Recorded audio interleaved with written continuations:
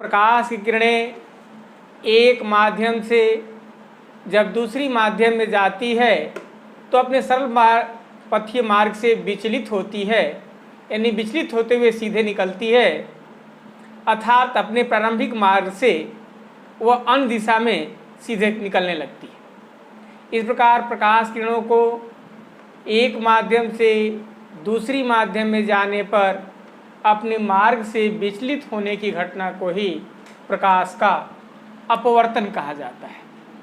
यानी अगर एक माध्यम से किरणें दूसरी माध्यम में जाती है और तल पर टकरा रही है तो आपको जिस बिंदु पर आपको आपतित हो रही है वहाँ से वो उसी तरह से सीधे गमन न होकर के अपने पथ से वो मुड़ जात करके और सीधे निकलती है।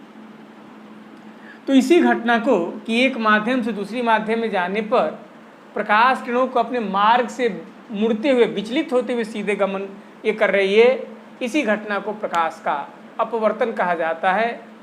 अपवर्तन का कारण क्या है? तो भिन्न भिन्न माध्यमों में प्रकाश की चाल का भिन्न भिन्न होना, यानी प्रकाश की चाल अलग माध्यमों में अलग अलग होती है। इसी कारण से किरणें जो होती है अपने मार्ग से विचलित हो जाती है। इस प्रकार जब प्रकाश किरण एक माध्यम दूसरी माध्यम जाती है तो उनकी चाल और दिशा बदल जाती है, और घटना यही घटना क्या है? आपका प्रकाश का अपवर्तन है। अब जो किरण आ रही है उसको क्या कहते हैं? आपका आपतित किरण कहते हैं। इसी आपतन बिंदु पर जो लंब खींचा गया है ये क्या कहलाता है? आपका अभिलंब कहलाता है। और जो किरण आपको ये तो दिखा रहे थे कि सीधे गमन का, ये जो किरण आपको यहाँ से ये आपको बाहर निकले दूसरे माध्यम प्रवेश करे, इसी को अपवर्तित किरण कहते हैं। तो ये आपका अपवर्तित किरण है। तो इस तरह से आपका है। अब यह भी देखा गया है, देखिए सामान्य सघन की हमारा आशय होता है कि घना, जिसके घनत्व तो ज़्यादा है वो सघन होता है, जिसके घनत्व तो कम है वो आपका विरल है। लेकिन प्रकाश के संबंध में थोड़ी सी अलग है। प्रकाश तो सघन के मतलब कि जिस माध्यम में प्रकाश का वेग जितना कम होगा वो माध्यम उतना ही सघन माना जाता है, और जिसमें वेग का मान जितना अधिक होगा वो अपेक्षाकृत उतना ही विरल माना जाता है। सबसे अधिक वेग निर्वात में होता है, इसलिए सबसे आपको विरल माध्यम क्या होगा? निर्वात होगा। उसके बाद वायु का नंबर आता है, और अन्य माध्यम अपेक्षाकृत सघन होते हैं। यहाँ जिस माध्यम प्रकाश का वेग जितना ही कम होगा वो उतना ही सघन माध्यम होता है।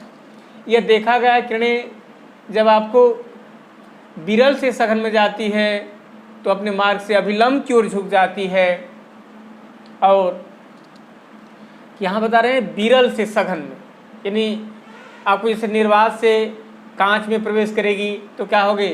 अभिलंब की ओर झुक जाएगी। और अगर सघन से विरल में कहीं जाना पड़े, यानी कांच से वायु में जाना पड़े, तो अभिलंब से दूर हट जाती है। इस प्रकार अगर किरणें ये क्या है आपका वायु से कांच में जा रही है तो अभिलंब की ओर झुक जा रही है।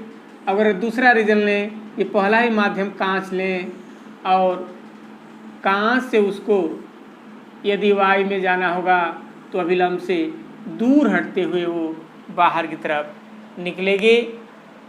इस प्रकार आप यहाँ क्या याद रखना है कि जब किरणें सघन से विरल की तरफ जाती है तो अभिलंब से दूर हट जाती है, और जब किरणें विरल से सघन की ओर जाती है तो अभिलंब की ओर झुक जाती है। प्रकाश के अपवर्तन का कारण क्या है? तो भिन्न भिन्न माध्यमों में प्रकाश की चाल का अलग अलग होना है। इसी कारण से अपने मार्ग से विचलित हो जाती है। और विरल माध्यम क्या है? तो वह माध्यम प्रकाशतः विरल क्या है? तो जिसमें प्रकाश का वेग अधिक होता है वो विरल माध्यम होता है, जितना अधिक हो उतना ही विरल होगा। और जिसमें प्रकाश का वेग अपेक्षाकृत कम होता है वो सघन माध्यम होता है। जब प्रकाश किरणें विरल से सघन में जाती है तो अभिलंब की ओर झुक जाती है, और जब सघन से विरल में जाती है तो अभिलंब से दूर हट जाती है। और प्रकाश का जब एक माध्यम से दूसरी माध्यम में जाने पर अपने मार्ग से विचलित होने की घटना को ही प्रकाश का अपवर्तन कहती हैं। अब जब प्रकाश का अपवर्तन होता है तो प्रकाश की तरंग दैर्घ्य, तीव्रता, चाल बदल जाती है। केवल क्या नहीं बदलती है, तो आवृत्ति नहीं बदलती है। तो प्रकाश के अपवर्तन में आवृत्ति में कोई बदलाव नहीं होता है, तरंग दैर्घ्य, तीव्रता और चाल क्या होता है, वो बदल जाता है। जैसे आप परावर्तन के नियम पढ़े थे, वैसे यहाँ अपवर्तन के संबंध में भी नियम पढ़ना है। और दो नियम हैं। पहला नियम तो वही होगा कि आपतित किरण, अपवर्तित किरण और अभिलंब, ये तीनों एक ही तल में हैं। यानी आपतित किरण, अपवर्तित किरण और अभिलंब तीनों एक ही तल में होते हैं। ये क्या है, अपवर्तन का प्रथम नियम। तो अपवर्तन का प्रथम नियम क्या है, आपतित किरण, अपवर्तित किरण और आपतन बिंदु पर जो अभिलंब है, तीनों एक ही तल में होते हैं। और जो दूसरा नियम है कि आपतन कोण के साइन यानी ज्या जिसको कहते हैं, तो आपतन कोण का ज्या और अपवर्तन कोण के ज्या का अनुपात एक नियतांक होता है। यानी साइन आपतन कोण को आई से व्यक्त किया जाए, अपवर्तन कोण को आर से व्यक्त किया जाए, तो साइन आई बटे में साइन आर बराबर नियतांक होगा।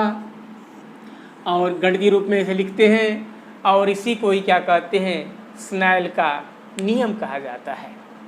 यानी स्नेल के नियम से क्या समझते हैं, तो क्या होगा कि दो माध्यमों में एक प्रकाश के किरणें जब एक माध्यम से दूसरी माध्यम में जाती है तो आपको आपतन कोण के साइन और अपवर्तन कोण के साइन का अनुपात एक नियतांक होता है, जिसे पहले माध्यम के सापेक्ष दूसरे माध्यम का अपवर्तनांक कहते हैं। क्या कह देते हैं इसको, तो इसे पहले माध्यम के सापेक्ष दूसरे माध्यम का अपवर्तनांक कहते हैं।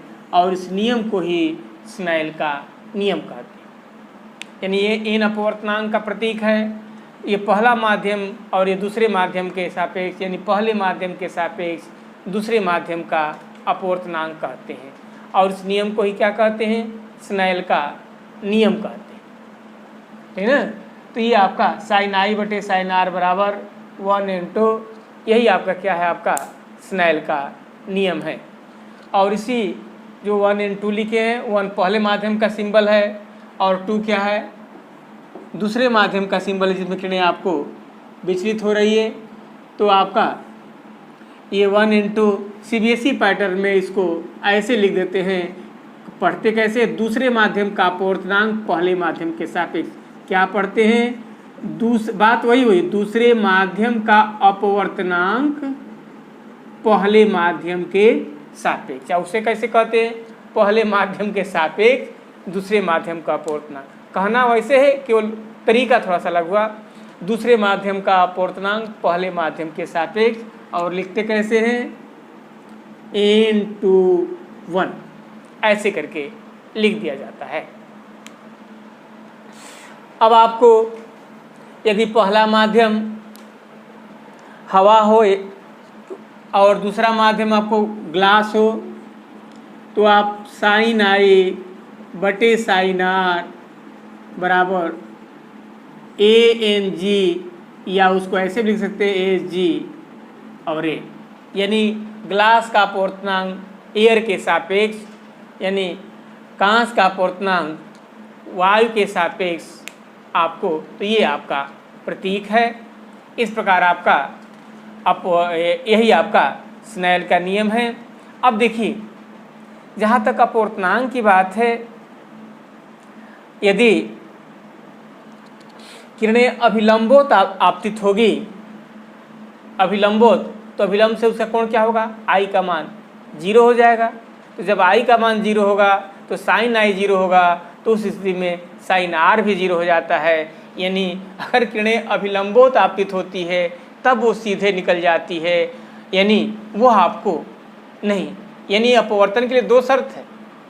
एक तो प्रकाश किरणें जब तिरछी आपतित होती है तभी वो मार्ग से विचलित होती है, जो आप पढ़ें, तो प्रकाश की मार्ग किरणें जब तिरछी आपतित होती है तभी विचलित होगी। अगर सीधे होगी तो सीधे हो जाएगी, तब वो मार्ग से विचलित नहीं होगी, वो सीधे निकल जाएगी, उसके लिए अपवर्तन नहीं है। यानी जब प्रकाश किरणें एक माध्यम दूसरे माध्यम यदि पढ़ रहे हैं तो ये तिरछी आपतित होती है, तभी आपको अपवर्तित भी होगी, यानी वो अपने मार्ग से मुड़ती है।